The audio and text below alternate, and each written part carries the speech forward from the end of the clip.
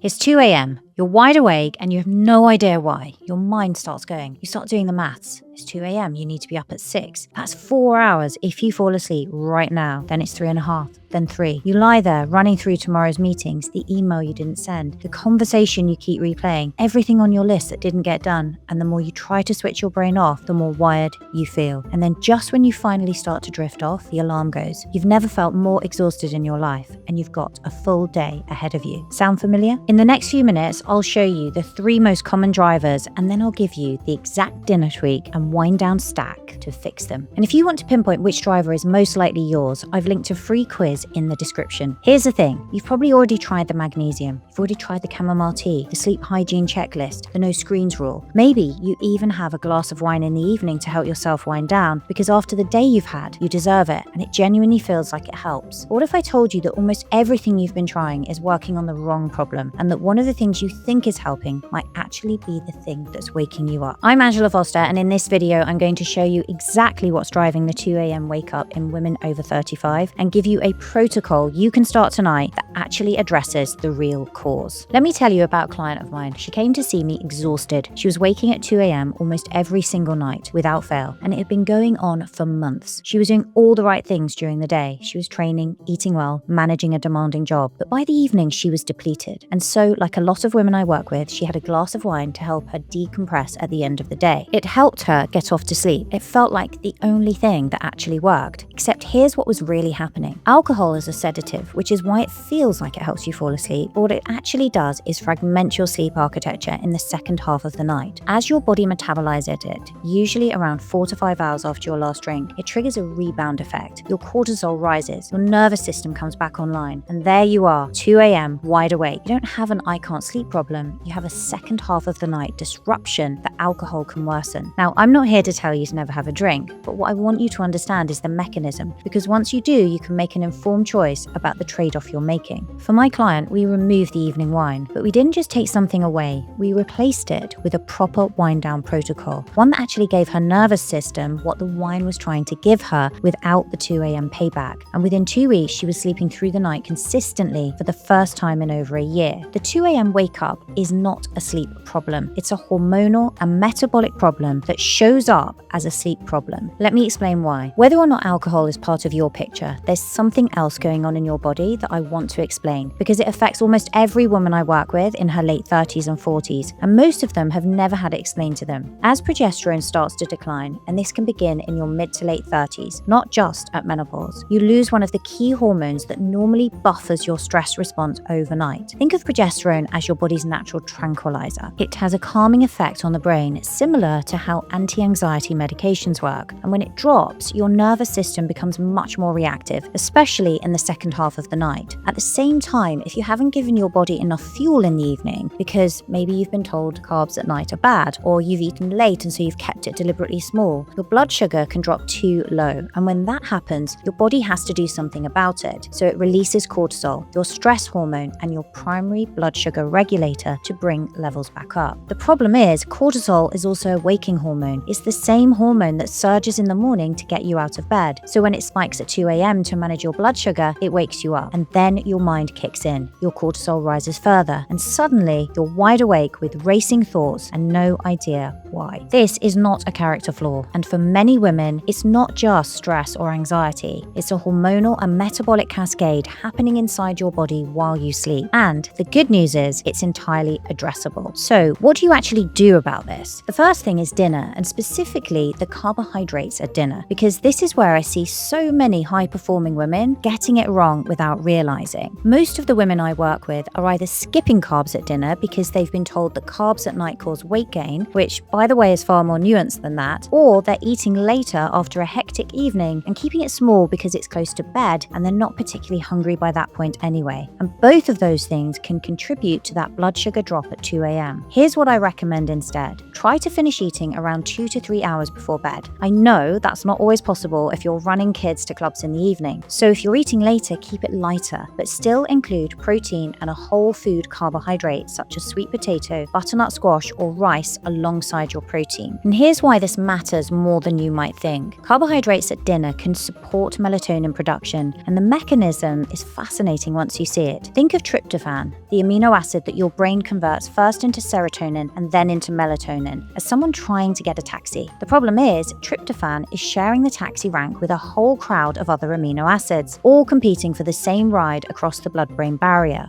Carbohydrates help clear the queue, improving tryptophan's ratio in the bloodstream so it has a much better shot at getting across. It's one of the reasons why a balanced dinner that includes quality carbohydrates can support your body's own melatonin production overnight. Skip them consistently and tryptophan can get stuck at the back of a crowded rank, getting outcompeted, and your melatonin production might suffer for it. So if you're regularly skipping the carbs at dinner, you may be limiting your body's ability to produce its own melatonin. You're not just hungry, you're biologically setting yourself up for that 2 a.m. wake up. Try a small portion of whole food carbohydrates for 3 nights and pay attention to what changes. The second piece is your evening wind down, and I don't mean a rigid bedtime routine that you'll stick to for a week and then abandon. I mean giving your nervous system a genuine signal that the day is actually over. Because here's what I see with so many of the women I work with. By the evening, they've been switching context all day: strategy, operations, school run, inbox, dinner, kids' homework. And by the time they get into bed, their body is horizontal, but their nervous system is still completely wired. It never got the message that it's safe to let go. There are 3 things I personally use and recommend that make a real difference here. Quick safety note: if you're on medication or managing a health condition, check with your clinician before trying any supplements. The first one I want to mention is glycine. I mix it in chamomile tea, and I want to spend a moment on this one because it's one of my favorite evening rituals. I dissolve 3 to 4 grams of glycine into a mug of chamomile tea every evening. Glycine is an inhibitory neurotransmitter that genuinely calms nervous system activity. It also helps lower your core body temperature, which is one of the key signals your body needs to initiate and sustain deep sleep. Research shows it can meaningfully improve sleep quality and increase the time you spend in those deeper, more restorative stages. But the chamomile tea is doing something really interesting too. It contains a compound called apigenin, a flavonoid that binds to GABA receptors in the brain, producing a mild sedative effect. And fascinatingly, apigenin is being studied for potential longevity benefits, including effects on cellular stress and repair pathways. So you're getting a sleep benefit and a longevity benefit in the same cup. But honestly, beyond the compounds, it's the ritual itself I want you to take from this. The act of making the tea, sitting down with it, stepping away from screens. That transition is a signal to your nervous system that the day is genuinely done. Your brain is incredibly pattern sensitive. Give it the same cue every evening and it starts winding down before you've even finished the cup. The second is magnesium threonate, around 300 to 500 milligrams about an hour before bed. Unlike other forms of magnesium, threonate has evidence of better brain uptake compared to some of the other forms, which means it gets to where you actually need it. Magnesium helps regulate your stress response at a neurological level. It damps down the brain's threat detection system, so you're not lying there in a low-level state of alert, calming without any grogginess the next morning. And the third is L-theanine, 200 to 400 milligrams in the evening. L-theanine is an amino acid found in green tea that promotes that relaxed but alert state, like the feeling just after a meditation. It takes the edge off the mental chatter without any kind of sedative hangover. Now, and I want to be clear about this, these are amplifiers, not solutions. They work beautifully when you've addressed the dinner piece and reduced the alcohol in the evening. They won't do much on their own if the underlying blood sugar and hormonal picture hasn't been addressed, but layered on top, they can be genuinely transformative. The third piece is how you bookend your day, both the morning and the evening, because your sleep quality is not just determined by what happens at bedtime. It's shaped by the entire rhythm of your day. In the morning, the most powerful thing you can do is to get sunlight and movement early. Natural light in the morning anchors your circadian rhythm. It sets your body's internal clock, which regulates when cortisol rises, when melatonin is produced, and when your body actually wants to sleep. If you can get outside for even 10 minutes within an hour of waking, you're building the biological foundation for a better night. My client started doing her exercise in the morning with sunlight exposure, and this alone made a significant difference to how well her adenosine and melatonin cycles worked by the evening.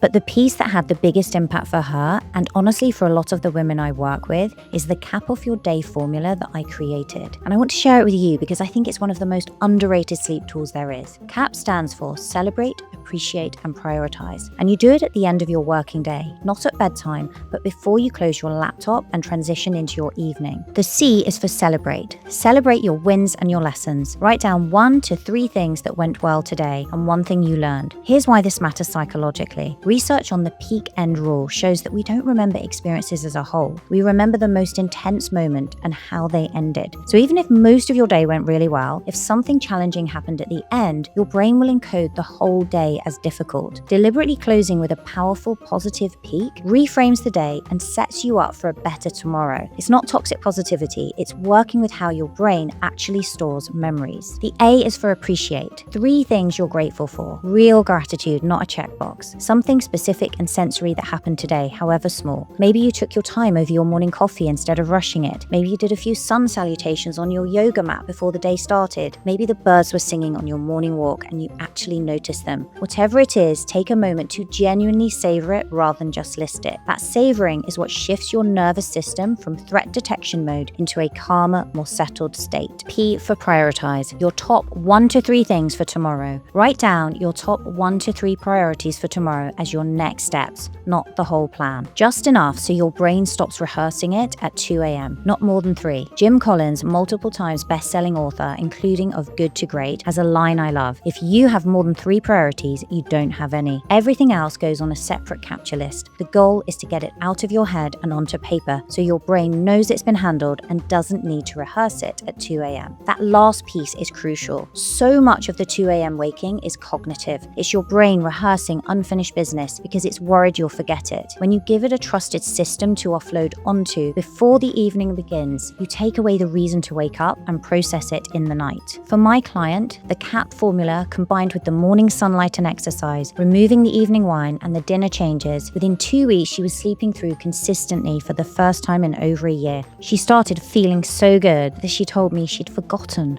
what it had felt like before to wake up actually rested. The last thing I want to leave you with is what to do if you do wake up in the middle of the night while you're implementing all of this. Here's what to do in that moment. Leave the phone face down. I know it's the first instinct, but the moment you pick it up, your cortisol rises, your temperature goes up, and getting back to sleep becomes genuinely harder. Instead, lie still, relax your jaw. Most of us are clenching without realizing. Take a slow, deep breath in through your nose for 4 counts and out your mouth for 8, and then just rest. Don't try to force sleep. Trying to sleep is one of the most effective ways to push it away. If you've been awake for more than about 20 minutes, get out of bed and do something low light and boring. Read a paper book, gentle stretching, and then come back when you feel sleepy. Lie there breathing slowly and deeply. Resting is the next best thing to sleep. Your nervous system still benefits. Your body still repairs. And here's something I say to myself when I wake in the night, and it's the same thing that solved my children's sleep problems at various points too. By lying here, my body is getting all the rest it needs. That's it. Just 1 sentence. And then I remind myself that even when I don't sleep perfectly, I still perform well the next day. I've done it before. I will be fine. You have done it before. You will be fine too. That combined reassurance that you're already getting what your body needs and that tomorrow will be okay regardless removes the pressure. And the moment the pressure is gone, most people find sleep comes back on its own, because the worst thing you can do is to try to fall asleep. Sleep isn't something you can force or manufacture. It's something that comes upon you, like falling in love, when you simply allow the right conditions for it. So let me bring this together for you. The 2 a.m. wake up is not a sign that you're broken or that this is just what getting older looks like. It's a signal. Specifically, it's your body telling you that something in the biological picture needs addressing, whether that's alcohol, blood sugar overnight, your nervous system that never came down from the day, or the cognitive load you carried to bed with you. And every single one of those things is fixable. Here's what I want you to do tonight. Just 1 thing. At dinner, include a proper source of complex carbohydrates, sweet potato, butternut squash, or rice alongside your protein. That's it. Give your body the fuel it needs to keep your blood sugar stable overnight and the raw material your brain needs to produce melatonin. Try it for 3 nights and notice what changes. And if this resonated and you want to understand exactly what's going on in your body, because the sleep piece really is just one part of what's happening during this life stage, I've created a free quiz and the link is in the description below. It'll help you pinpoint what's most likely driving your sleep disruption in this life stage and what to adjust to first, so you're not guessing. It takes just a few minutes and gives you a personalized starting point rather than a generic plan. It's the starting point I'd use if we were working together. So if you find yourself lying awake at 2 a.m. wondering where to begin, that quiz is your best starting point, and the link is below. And if this video helped you, please hit subscribe. I put out new content every week on performance, longevity, and hormonal health for women who are done accepting that this is just how it has to be. I'll see you in the next one.